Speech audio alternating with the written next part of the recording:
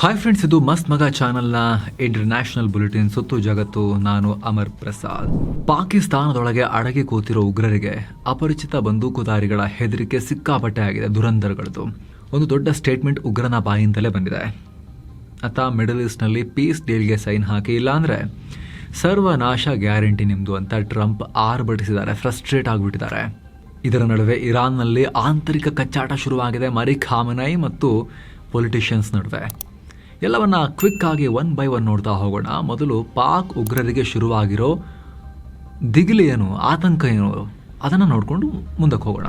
ಸ್ನೇಹಿತರೆ, ಪಾಕ್ ಒಳಗಡೆ ಧುರಂಧರ್ ರಿಯಲ್ಲೇ ಆಗ್ತಿರೋ ರೀತಿ ಕಾಣಿಸ್ತಾ ಇದೆ. ಪಾಕ್ನವರೇ ಹೆದರ್ಕೊಂಡ್ಬಿಟ್ಟಿದ್ದಾರೆ. ಉಗ್ರಗಾಮಿಗಳು ಭಯಭೀತರಾಗಿದ್ದಾರೆ. ನಮ್ಮವರನ್ನ ಭಾರತೀಯ ಇಂಟೆಲಿಜೆನ್ಸ್ ಏಜೆಂಟ್ಗಳು ಹುಡುಕಿ ಹೊಡೆದು ಹಾಕ್ತಿದ್ದಾರೆ ಅಂತ ಪಾಕ್ನ ಲಷ್ಕರ್ ಉಗ್ರನೊಬ್ಬ ಬಾಯಿ ಬಿಟ್ಬಿಟ್ಟಿದ್ದಾನೆ. 2020ರಿಂದ ಪಾಕಿಸ್ತಾನದಲ್ಲಿ ಬರೋಬ್ಬರಿ 30ಕ್ಕೂ ಅಧಿಕ ನಮ್ಮವರನ್ನ ಹೊಡೆದು ಹಾಕಲಾಗಿದೆ ಅಂತ ಲಷ್ಕರ್ನ ಟಾಪ್ ಉಗ್ರ ರಿಜ್ವಾನ್ ಹನೀಫ್ ಹೇಳಿದ್ದಾನೆ. ಪೇಶಾವರ, ಕರಾಚಿ, ರಾವಲ್ಪಿಂಡಿ ಸೇರಿ ಹಲವು ಕಡೆ ನಮ್ಮವರನ್ನ ಮುಗಿಸಲಾಗಿದೆ. ಇದೆಲ್ಲ ಭಾರತೀಯ ಇಂಟೆಲಿಜೆನ್ಸ್ ಏಜೆಂಟ್ಗಳ ಕೆಲಸ ಅಂತ ಉಗ್ರ ಬಾಯ್ಬಿಟ್ಟಿದ್ದಾನೆ. ಅಲ್ಲದೆ ನಮ್ಮ ಏಕೈಕ ತಪ್ಪು ಅಂದರೆ ನಾವು ಹನುಮಾನ್, ಹರಿರಾಮ್ರನ್ನ ಪೂಜೆ ಮಾಡಲ್ಲ, ಹೀಗಾಗಿ ನಮ್ಮನ್ನ ಕೊಲ್ತಾ ಇದ್ದಾರೆ. ಹಿಂದೂಗಳು ಹಸುವನ್ನ, ಯಹೂದಿಗಳು ಕರುವನ್ನ ಪೂಜಿಸ್ತಾರೆ. ನಾವಿದನ್ನ ಒಪ್ಪಲ್ಲ. ನಮ್ಮವರು ಕೊನೆಯವರು ಬದುಕಿರೋವರೆಗೂ ಕೂಡ ನಾವು ಹಸು ಕರುವಿನ ಪೂಜೆಗೆ ಅವಕಾಶ ಕೊಡಲ್ಲ ಅಂತ ಲಷ್ಕರ್ ಉಗ್ರ ಚೀರಾಡಿದ್ದಾನೆ. ಇವನ ಪ್ರಕಾರ ಇವನ ಜೀವನದ ಬಿಗ್ಗೆಸ್ಟ್ ಅಜೆಂಡಾ ಯಾವುದನ್ನ ಪೂಜೆ ಮಾಡಬೇಕು, ಯಾವುದನ್ನ ಪೂಜೆ ಮಾಡಬಾರದು ಅನ್ನೋದು. ಮತ್ತೊಂದು ಕಡೆ ಅಮೆರಿಕ ಅಧ್ಯಕ್ಷ ಟ್ರಂಪ್ ಇರಾನ್ಗೆ ಪೀಸ್ ಡೀಲ್ ಮಾಡ್ಕೊಳ್ಳಿ ಅಂತ ಅಂತಿಮ ಎಚ್ಚರಿಕೆಯನ್ನ ಕೊಟ್ಟಿದ್ದಾರೆ. ಒಳ್ಳೆ ಒಪ್ಪಂದಕ್ಕೆ ಸೈನ್ ಹಾಕೋಕೆ ನೋಡಿ ಕಡೆಯ ಅವಕಾಶ.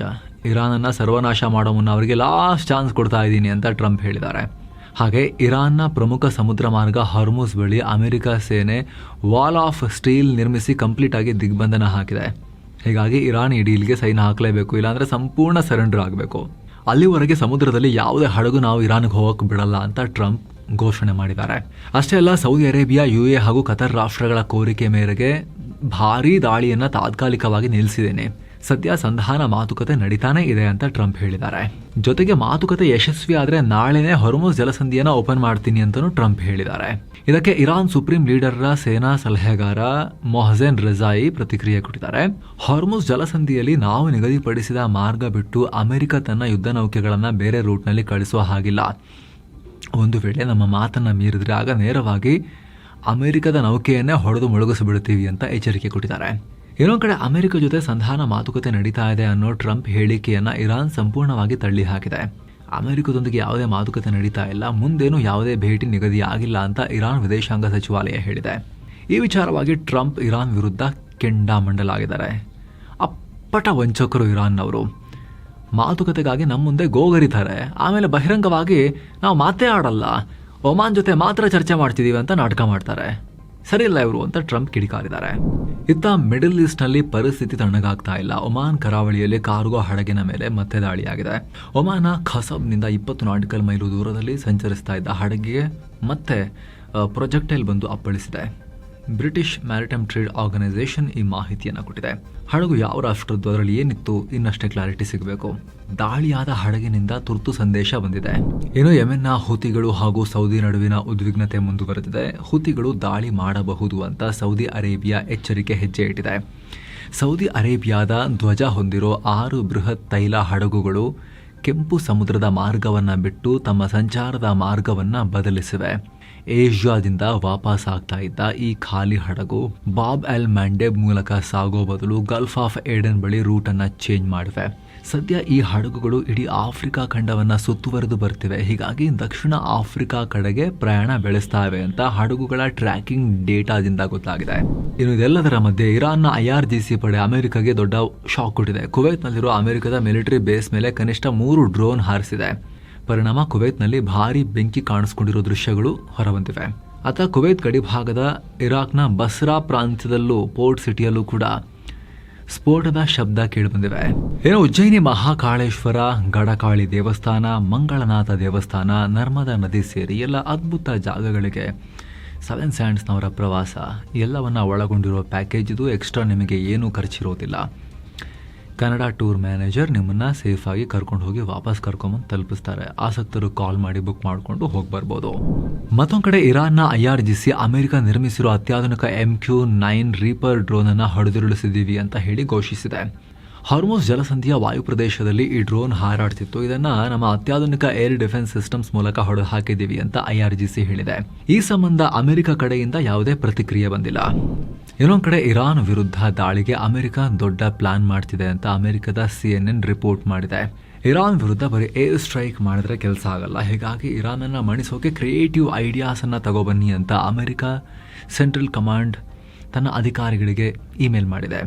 ಇರಾನ್ ವಿರುದ್ಧ ನಿರಂತರವಾಗಿ ಏರ್ ಸ್ಟ್ರೈಕ್ ಮಾಡಿದ್ರೆ ಎಲ್ಲ ಕೆಲಸ ಆಗಲ್ಲ, ಇದರಿಂದ ಇರಾನ್ ಒಪ್ಪಂದಕ್ಕೆ ಬರೋದಿಲ್ಲ ಅಂತ ಅಮೆರಿಕದ ಗುಪ್ತಚರ ಸಂಸ್ಥೆಗಳು ರಿಪೋರ್ಟ್ ಅನ್ನ ಕೊಟ್ಟಿವೆ.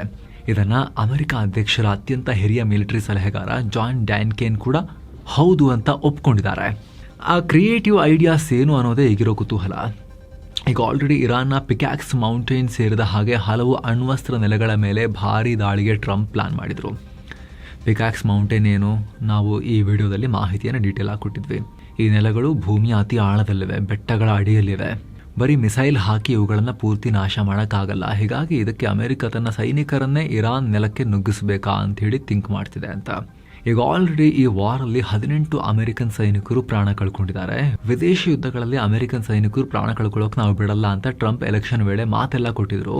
ಇನ್ನಷ್ಟು ಅಮೆರಿಕನ್ ಸೈನಿಕರ ಸಾವಿನ ಸಂಖ್ಯೆ ಜಾಸ್ತಿ ಆಗ್ತಾ ಹೋದರೆ ಟ್ರಂಪ್ಗೆ ಇದು ಪೊಲಿಟಿಕಲಿ ನೆಗೆಟಿವ್ ಆಗುತ್ತೆ. ಅದಕ್ಕೋಸ್ಕರ ಅವರು ಹಿಂದೇಟು ಹಾಕ್ತಿದ್ದಾರೆ ಅಂತಲೂ ವರದಿಯಲ್ಲಿ ಉಲ್ಲೇಖ ಮಾಡಲಾಗಿದೆ. ಇನ್ನೊಂದು ಕಡೆ ಇರಾನ್ ಮೇಲೆ ನಿರಂತರ 2 ವಾರ ಭಾರೀ ಸ್ಫೋಟಕಗಳನ್ನು ಸುರಿದು ದಾಳಿ ಮಾಡೋಕೆ ಅಮೆರಿಕ ಸೇನೆ ಪ್ಲಾನ್ ಮಾಡಿತ್ತು. ಆದರೆ ಅಮೆರಿಕ ಬಳಿ ಸದ್ಯ ಏರ್ ಡಿಫೆನ್ಸ್ ಇಂಟರ್ಸೆಪ್ಟರ್ಗಳ ಕೊರತೆ. ಅಂದರೆ ಇರಾನ್ ಹೊಡೆದಿರೋ ಮಿಸೈಲ್ ಇದೆಯಲ್ಲ, ಫೈರ್ ಮಾಡಿರೋ ಮಿಸೈಲನ್ನು ತಡಿಬೇಕಲ್ಲ, ಇವರು ಅದಕ್ಕೆ ಇಂಟರ್ಸೆಪ್ಟರ್ ಮಿಸೈಲ್ಸನ್ನು ಕಳಿಸ್ಬಿಟ್ಟು ಅದನ್ನು ತಡಿಬೇಕಲ್ಲ, ಅವುಗಳ ಶಾರ್ಟೇಜ್ ಆಗಿದೆ. ಜೊತೆಗೆ ಸಾರ್ವಜನಿಕರ ಸಾವು ನೋವು ಹೆಚ್ಚಾಗೋ ಭೀತಿನೂ ಅಮೆರಿಕ ಸೇನೆಯನ್ನು ಕಾಡ್ತಾ ಇದೆ. ಹೀಗಾಗಿ ಹೊಸ ಐಡಿಯಾಸ್ ತಗೊಬನ್ನಿ ಬೇಗ ಅಂಥೇಳಿ ಅಮೆರಿಕ ಮೇಲ್ ಮಾಡಿದೆ ಟಾಪ್ ಅಧಿಕಾರಿಗಳಿಗೆ. ಇನ್ನೊಂದು ಕಡೆ ಇರಾನ್ ಅಮೆರಿಕ ನಡುವಿನ ಸಂಧಾನ ಮಾತುಕತೆಗೆ ತಾನೇ ಆತಿಥ್ಯ ವಹಿಸ್ತೀನಿ ಅಂತ ಮುಂದೆ ಬಂದಿದ್ದ ಪಾಕಿಸ್ತಾನಕ್ಕೆ ಟ್ರಂಪ್ ಶಾಕ್ ಕೊಟ್ಟಿದ್ದಾರೆ. ಸಂಧಾನದ ಮಧ್ಯಸ್ಥಿಕೆ ವಹಿಸ್ತಾ ಇರೋ ರಾಷ್ಟ್ರಗಳ ಪಟ್ಟಿಯಿಂದ ಪಾಕಿಸ್ತಾನದ ಹೆಸರನ್ನ ಟ್ರಂಪ್ ಕೈಬಿಟ್ಟಿದ್ದಾರೆ.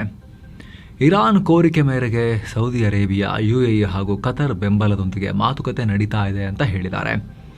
ಈ ವೇಳೆ ಎಲ್ಲೂ ಕೂಡ ಪಾಕ್ ಹೆಸರನ್ನ, ಮುನೀರನ ಹೆಸರನ್ನ ಹೇಳಿಲ್ಲ. ಹೀಗಾಗಿ ಪಾಕ್ ಈಗ ಸಂಧಾನಕಾರನಾಗಿ ಕೆಲಸ ಮಾಡ್ತಾ ಇಲ್ವಾ ಅಥವಾ ಟ್ರಂಪ್ ಪಾಕಿಸ್ತಾನಕ್ಕೆ ಪ್ರಾಮುಖ್ಯತೆ ಕೊಡ್ತಾ ಇಲ್ವಾ ಅನ್ನೋ ವಿಶ್ಲೇಷಣೆ ನಡೀತಾ ಇದೆ. ಅತ್ತ ಮಾತುಕತೆಯ ಸಂಧಾನದ ಬಗ್ಗೆ ಟ್ರಂಪ್ ಮತ್ತು ಇರಾನ್ ನಡುವೆ ದೊಡ್ಡ ಕನ್ಫ್ಯೂಷನ್ ಸೃಷ್ಟಿಯಾಗಿದೆ. ಒಂದ್ ಕಡೆ ಟ್ರಂಪ್ ಮಾತುಕತೆ ನಡೀತಾ ಇದೆ, ಇರಾನ್ಗೆ ಡೀಲ್ ಮಾಡ್ಕೊಳ್ಳೋಕೆ ಲಾಸ್ಟ್ ಚಾನ್ಸ್ ಅಂತ ಹೇಳಿದ್ರು. ಆದ್ರೆ ಇರಾನ್ ಇದನ್ನ ತಳ್ಳಿ ಹಾಕಿದೆ. ಇಲ್ಲ ಅಮೆರಿಕದೊಂದಿಗೆ ಮಾತುಕತೆ ನಡೆಸ್ತಾ ಇಲ್ಲ ಅಂತ ಹೇಳಿದೆ. ಹೀಗಾಗಿ ಇರಾನ್ ಉದ್ದೇಶಪೂರ್ವಕವಾಗಿಯೇ ಈ ತಂತ್ರ ಮಾಡ್ತಿದೆ ಅನ್ನೋ ಚರ್ಚೆ ಇದೆ.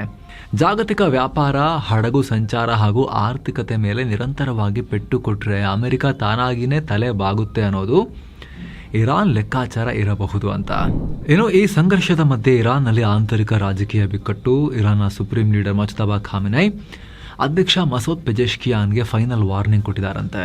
ಇಸ್ರೇಲ್ ಮಾಧ್ಯಮಗಳು ಹೇಳಿರೋದು. ಬಟ್ ಇಂಟ್ರೆಸ್ಟಿಂಗ್ ಇದೆ. ಇರಾನ್ ಅಧ್ಯಕ್ಷ ಸ್ಥಾನಕ್ಕೆ ರಾಜೀನಾಮೆ ಕೊಡೋದಾದ್ರೆ ಕೊಡಿ ಅಂತ ಪೆಜೆಶ್ಕಿಯಾನ್ಗೆ ಮುಜ್ತಬಾ ಹೇಳಿದ್ದಾರೆ ಅಂತ ರಿಪೋರ್ಟ್. ಅಮೆರಿಕ ವಿರುದ್ಧ ವಾರ್ನಲ್ಲಿ ಆಲ್ರೆಡಿ ಪೆಜೆಶ್ಕಿಯಾನ್ ಅವರನ್ನ ಸೈಡ್ ಲೈನ್ ಮಾಡಿ ಆಗಿದೆ. ಈ ಕುರಿತು ಎಲ್ಲ ನಿರ್ಧಾರಗಳನ್ನು ತಗೊಳ್ಳೋಕೆ ಇರಾನ್ನ IRGC ಕಮಾಂಡರ್ ಅಹಮದ್ ವಾಹಿದಿಗೆ ಅಧಿಕಾರ ಕೊಡಲಾಗಿದೆ. ಹೀಗಾಗಿ ಇರಾನ್ಗೆ ಸಂಬಂಧಪಟ್ಟ ಮುಖ್ಯ ನಿರ್ಧಾರಗಳಲ್ಲಿ ನನ್ನನ್ನು ಕಡೆಗಣಿಸಲಾಗ್ತಾ ಇದೆ ಅಂತ ಪೆಜೆಶ್ಕಿಯಾನ್ ಕಿರಿಕಿರಿ ಮಾಡ್ಕೊಂಡಿದ್ದಾರೆ. ಆದ್ರೀಗ ರಿಸೈನ್ ಮಾಡೋದಾದರೆ ನೀವು ರಿಸೈನ್ ಮಾಡ್ಕೊಂಡು ಹೋಗ್ಬೋದು ಬೇಕಾದ್ರೆ ಅಂತ ಪೆಜೆಶ್ಕಿಯಾನ್ಗೆ ಮುಜ್ತಬಾ ಹೇಳಿದ್ದಾರೆ ಅನ್ನೋ ಮಾಹಿತಿ ಬರ್ತಾ ಇದೆ. ನೀವು ಕೂಡ ನೋಡಿರ್ಬೋದು, ಯುದ್ಧ ಶುರುವಾದ ಆರಂಭದ ಕೆಲ ವಾರಗಳಲ್ಲಿ ಪೆಜೆಶ್ಕಿಯಾನ್, ಅಬ್ಬಾಸ್ ಅರಾಕ್ಚಿ ಅಂದರೆ ಅಧ್ಯಕ್ಷರು, ಅಲ್ಲಿದು ಫಾರಿನ್ ಮಿನಿಸ್ಟ್ರು, ಇವ್ರದ್ದು ಜಾಸ್ತಿ ನಡೀತಾ ಇತ್ತಲ್ವಾ ಚರ್ಚೆಯಲ್ಲಿ, ಇವರಿದ್ದರು ಮುಖ್ಯವಾಗಿ.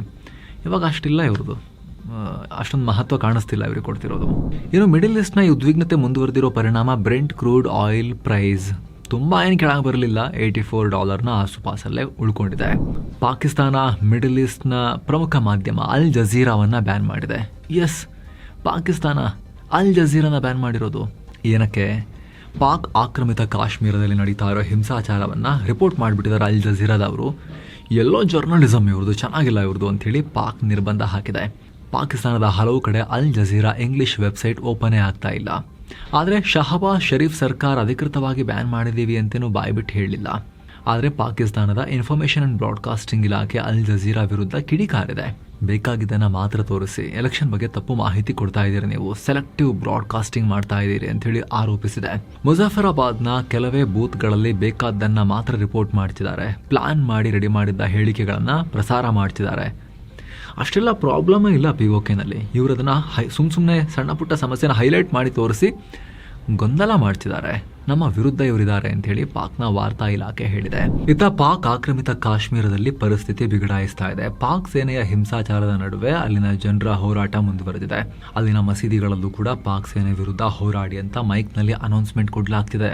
POKನ ಮಸೀದಿಗಳಲ್ಲಿ ಮುನೀರನ ಸೇನೆ ವಿರುದ್ಧ ಫೈಟ್ ಮಾಡಿ ಅಂತ. ಸೊ ನಿರ್ಣಾಯಕ ಘಟ್ಟಕ್ಕೆ ಹೋಗ್ತಾ ಇದೆ POKಯ ಸಿಚುವೇಶನ್. ಇಷ್ಟು ದಿನ ಯಾರನ್ನ ಭಾರತದ ವಿರುದ್ಧ ಉಗ್ರ ಕೃತ್ಯಗಳಿಗೆ ಬಳಸ್ಕೊಳ್ತಾ ಇದ್ರು ಯುವಕರನ್ನ, POK ಯುವಕರನ್ನ, ಆ ಯುವಕರು ಈಗ ರೊಚ್ಚಿಗೆದ್ದಿದ್ದಾರೆ ಪಾಕ್ನ ಮುನೀರನ ಸೇನೆ ವಿರುದ್ಧನೇ.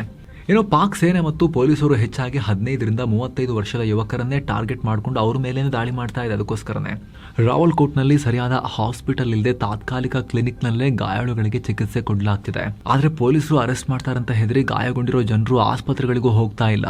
ಆಕ್ರೋಶ ಕಟ್ಟೆ ಹೊಡಿತಾ ಇದೆ. ನಮ್ಮನ್ನು ಉಗ್ರರ ಥರ ಟ್ರೀಟ್ ಮಾಡಬೇಡಿ, ನಾವು ಉಗ್ರರಲ್ಲ, ನಾವು ನಮ್ಮ ಹಕ್ಕುಗಳನ್ನು ಕೇಳ್ತಾ ಇದ್ದೀವಿ ಅಷ್ಟೇ, ಅದಕ್ಕೆ ನಮ್ಮ ಮಕ್ಕಳನ್ನ ನೀವು ಮುಗಿಸ್ತಾ ಇದ್ದೀರಾ ಅಂತ ಜನ ರುಚಿಗೆದ್ದಿದ್ದಾರೆ. ಜಿಯಾ ಉಲ್ ಹಕ್ ಹಾಗೂ ಮುಷರಫ್ ಮಿಲಿಟರಿ ಆಡಳಿತದಲ್ಲೂ ಈ ರೀತಿ ಕ್ರೌರ್ಯ ನಾವು ನೋಡಿಲ್ಲ ಅಂತ ಅಲ್ಲಿನ ನಿವೃತ್ತ ಯೋಧರು ಕೂಡ ಹೇಳಿದ್ದಾರೆ. ಇನ್ನು POKನ ಹಲವು ಭಾಗಗಳಲ್ಲಿ ರೋಡ್ಗಳನ್ನ ಬ್ಲಾಕ್ ಮಾಡಲಾಗಿದೆ, ಇಂಟರ್ನೆಟ್ ಶಟ್ ಡೌನ್ ಆಗಿದೆ. ಇನ್ನು ಯುಕ್ರೇನ್ ಮತ್ತು ರಷ್ಯಾ ನಡುವೆ ಭೀಕರ ದಾಳಿ ಪ್ರತಿದಾಳಿ ನಡೆದು ಹಲವರು ಮೃತಪಟ್ಟಿದ್ದಾರೆ. ರಷ್ಯಾದ ಕಪ್ಪು ಸಮುದ್ರ ಕರಾವಳಿ ತೀರದಲ್ಲಿರೋ ಗೆಲೆಂಜಿಕ್ ಅನ್ನೋ ರೆಸಾರ್ಟ್ ಸಿಟಿಯ ಜನದಟ್ಟಣೆ ಇರೋ ಬೀಚ್ ನಲ್ಲಿ ಯುಕ್ರೇನ್ ಡ್ರೋನ್ ಬಂದು ಹೊಡೆದು 7 ಜನ ಪ್ರಾಣ ಕಳ್ಕೊಂಡಿದ್ದಾರೆ. 40 ಮಂದಿ ಕನಿಷ್ಠ ಗಾಯಗೊಂಡಿದ್ದಾರೆ. ಮೃತಪಟ್ಟವರಲ್ಲಿ ಚಿಕ್ಕವರು ಕೂಡ ಇದ್ದಾರೆ. ಯುಕ್ರೇನ್ ಬೇಕು ಅಂತಲೇ ನಾಗರಿಕರ ಮೇಲೆ ದಾಳಿ ಮಾಡಿದೆ ಅಂತ ರಷ್ಯಾ ಆರೋಪಿಸಿದೆ. ರಷ್ಯಾ ವಿದೇಶಾಂಗ ಸಚಿವಾಲಯ ಈ ದಾಳಿಯನ್ನ ಖಂಡಿಸಿ ಯುಕ್ರೇನ್ ಉಗ್ರ ಕೃತ್ಯ ನಡೆಸ್ತಾ ಇದೆ ಅಂತ ಹೇಳಿ ಪದಗಳನ್ನು ಬಳಸಿ ಟೀಕೆ ಮಾಡಿದೆ. ಸದ್ಯ ಈ ದಾಳಿ ಬಗ್ಗೆ ಯುಕ್ರೇನ್ ಇದುವರೆಗೂ ಯಾವುದೇ ರೀತಿ ಕಾಮೆಂಟ್ ಮಾಡಿಲ್ಲ. ಇನ್ನು ರಷ್ಯಾದ ಮಾಸ್ಕೋನಲ್ಲೂ ಕೂಡ ಡ್ರೋನ್ ದಾಳಿಯಾಗಿದೆ. ಅದರಲ್ಲಿ 5 ಮೃತಪಟ್ಟು 6 ಮಂದಿ ಗಾಯಗೊಂಡಿದ್ದಾರೆ. ಇತ್ತ ಯುಕ್ರೇನ್ ಮೇಲೆ ರಷ್ಯಾ ಕೂಡ ದಾಳಿ ಮಾಡಿದೆ. ಡಿನಿಪ್ರೊಪೆಟ್ರೋವ್ಸ್ಕ್ ಪ್ರದೇಶದಲ್ಲಿರೋ ಪೆಟ್ರೋಲ್ ಸ್ಟೇಷನ್ನಲ್ಲಿ ನಡೆದ ದಾಳಿಗೆ 3 ಮೃತಪಟ್ಟಿದ್ದಾರೆ. ನಂತರ ಸಪರೇಟ್ಲಿ ಯುಕ್ರೇನ್ನ ಝಪೊರಿಜಿಯಾ ಪ್ರದೇಶದಲ್ಲೂ ಕೂಡ ದಾಳಿಯಾಗಿ 8 ಮಂದಿ ಪ್ರಾಣ ಕಳ್ಕೊಂಡಿದ್ದಾರೆ. ಇದು ಮಿಲಿಟರಿ ಕಾರ್ಯಾಚರಣೆ ರಷ್ಯಾ ಪ್ರಕಾರ. ಯುಕ್ರೇನ್ ಮಾಡಿರೋದು ಉಗ್ರ ಕೃತ್ಯ. ಇನ್ನು ಭಾರತ ಸೇರಿ ಒಟ್ಟು 60 ರಾಷ್ಟ್ರಗಳ ಮೇಲೆ ಇತ್ತೀಚೆಗಷ್ಟೇ ಅಮೆರಿಕ ಅಧ್ಯಕ್ಷ ಡೊನಾಲ್ಡ್ ಟ್ರಂಪ್ ಹೊಸದಾಗಿ 10ರಿಂದ 12% ಟ್ಯಾರಿಫ್ ಹೇರಿದ್ರು. ಇದನ್ನು ಪ್ರಶ್ನಿಸಿ ಈಗ ಅಮೆರಿಕದ 25 ರಾಜ್ಯಗಳ ಒಕ್ಕೂಟ ಕೋರ್ಟ್ ಮೆಟ್ಟಿಲೇರಿವೆ. ಡೆಮೊಕ್ರೆಟಿಕ್ ಪಾರ್ಟಿ ಆಡಳಿತ ಇರೋ ರಾಜ್ಯಗಳು ಟ್ರಂಪ್ ಆಡಳಿತದ ವಿರುದ್ಧ ಅಮೆರಿಕದ ಕೋರ್ಟ್ ಆಫ್ ಇಂಟರ್ನ್ಯಾಷನಲ್ ಟ್ರೇಡ್ನಲ್ಲಿ ಮೊಕದ್ದಮೆ ಹೂಡಿವೆ. ಅಧ್ಯಕ್ಷ ಟ್ರಂಪ್ ತಮ್ಮ ಕಾನೂನು ಅಧಿಕಾರವನ್ನ ಮೀರಿ ವರ್ತಿಸ್ತಾ ಇದ್ದಾರೆ. ಇದರಿಂದ ಅಮೆರಿಕದಾದ್ಯಂತ ಗ್ರಾಹಕರು ಮತ್ತು ಬಿಸ್ನೆಸ್ಗಳ ಮೇಲೆ ಖರ್ಚು ಹೆಚ್ಚಾಗುತ್ತೆ. ಹೀಗಾಗಿ ಟ್ಯಾರಿಫ್ ಜಾರಿಯಾಗೋದನ್ನ ಕೂಡಲೇ ಬ್ಲಾಕ್ ಮಾಡಿ ಇದನ್ನ ಅಕ್ರಮ ಅಂತ ಘೋಷಿಸಿ ಅಂತ ಈ ರಾಜ್ಯಗಳು ಕೋರ್ಟ್ ಹತ್ರ ಮನವಿ ಮಾಡಿಕೊಂಡಿವೆ. ಅದು ಹಾಗೆ ಬಲವಂತದ ದುಡಿಮೆ ಆರೋಪಿಸಿ, ಅಂದರೆ ಈ ರಾಷ್ಟ್ರಗಳು ಬಲವಂತದ ದುಡಿಮೆಯಿಂದ ಉತ್ಪಾದಿಸಿರುವ ವಸ್ತುಗಳನ್ನು ಅಮೆರಿಕಕ್ಕೆ ಕಳಿಸ್ತಿದ್ದಾವೆ ಅಥವಾ ಬಲವಂತದ ದುಡಿಮೆಯಿಂದ ಉತ್ಪಾದಿಸಲಾಗ್ತಿರೋ ರಾಷ್ಟ್ರಗಳು ಅಲ್ಲಿಂದ ತರಿಸ್ಕೊಂಡು ಆಮೇಲೆ ನಮಗೆ ಅಮೆರಿಕಾಗೆ ಮಾರ್ತಿದ್ದಾರೆ ಅನ್ನೋ ಆರೋಪಗಳನ್ನು ಮಾಡಿ ಟ್ರಂಪ್ದು ಟ್ಯಾರಿಫನ್ನು ಕೋರ್ಟ್ ತೆಗೆದು ಹಾಕಿತ್ತಲ್ಲ, ಅದಕ್ಕೆ ಇನ್ನೊಂದು ಹೊಸ ನೆಪದಲ್ಲಿ ಅವರು ಟ್ಯಾರಿಫನ್ನು ತಗೊಂಬಂದಿದ್ದಾರೆ ಟ್ರಂಪ್. ಏನೋ ಬಲೂಚ್ ಸ್ವಾತಂತ್ರ್ಯ ಹೋರಾಟಗಾರರು ಈಗ ಬಲೂಚಿಸ್ತಾನದ ಸ್ವಾತಂತ್ರ್ಯ ದಿನವನ್ನ ಘೋಷಣೆ ಮಾಡಿದ್ದಾರೆ. ಆಗಸ್ಟ್ 11ರಂದು ಬಲೂಚಿಸ್ತಾನ್ ಸ್ವಾತಂತ್ರ್ಯ ದಿನಾಚರಣೆಯಾಗಿ ಆಚರಿಸ್ತೀವಿ ಅಂತ ಸ್ವಯಂ ಘೋಷಿತ ರಿಪಬ್ಲಿಕ್ ಆಫ್ ಬಲೂಚಿಸ್ತಾನ್ ಅನ್ನೋ ಗುಂಪು ಹೇಳಿದೆ. ಅಲ್ಲದೆ ಪಾಕಿಸ್ತಾನ ಈಗಿರೋ ಹಾಗೆ ಇದ್ರೆ ಬಲೂಚಿಸ್ತಾನದಲ್ಲಿ ದೀರ್ಘಕಾಲದ ಶಾಂತಿ, ಅಭಿವೃದ್ಧಿ ಮತ್ತು ಸಮೃದ್ಧಿ ಆಗೋಕೆ ಸಾಧ್ಯ ಇಲ್ಲ. ಹೀಗಾಗಿ ಅಂತಾರಾಷ್ಟ್ರೀಯ ಸಮುದಾಯ ಅಧಿಕೃತವಾಗಿ ಬಲೂಚಿಸ್ತಾನದ ಸ್ವಾತಂತ್ರ್ಯವನ್ನ ರೆಕಗ್ನೈಸ್ ಮಾಡಬೇಕು, ಸಪೋರ್ಟ್ ಕೊಡಬೇಕು ಅಂತ ಒತ್ತಾಯಿಸಿದ್ದಾರೆ. ಹಾಗೆ ಈ ಹಿಂದೆ ಬ್ರಿಟಿಷರು ಭಾರತವನ್ನ ಬಿಟ್ಟು ಹೋದಾಗ 1947 ಆಗಸ್ಟ್ 11ನೇ ತಾರೀಕು ಬಲೂಚಿಸ್ತಾನ ಇಂಡಿಪೆಂಡೆಂಟ್ ಕಂಟ್ರಿ ಆಗಿ ಸ್ವಾತಂತ್ರ್ಯವನ್ನ ಆಚರಿಸಿತ್ತು. ಇದರ ಬಗ್ಗೆ ಅವತ್ತು ನ್ಯೂಯಾರ್ಕ್ ಟೈಮ್ಸ್ ಸೇರಿ ಹಲವು ಅಂತಾರಾಷ್ಟ್ರೀಯ ಮಾಧ್ಯಮಗಳು ಕೂಡ ರಿಪೋರ್ಟ್ ಮಾಡಿದ್ವು. ಇದರ ಆಧಾರದ ಮೇಲೆ ನಾವು ಇನ್ಮುಂದೆ ಆಗಸ್ಟ್ 11ರಂದೇ ಇಂಡಿಪೆಂಡೆನ್ಸ್ ಡೇ ಆಚರಿಸ್ತೇವೆ. ಜಿನ್ನಾ ಮತ್ತು ಪಾಕಿಸ್ತಾನ ನಮ್ಮನ್ನು ಅವತ್ತು ಕಬಳಿಸಿದ್ರು, ಅದನ್ನು ನಾವು ಒಪ್ಪಲ್ಲ ಅಂತ ಈ ಗುಂಪು ಹೇಳಿದೆ.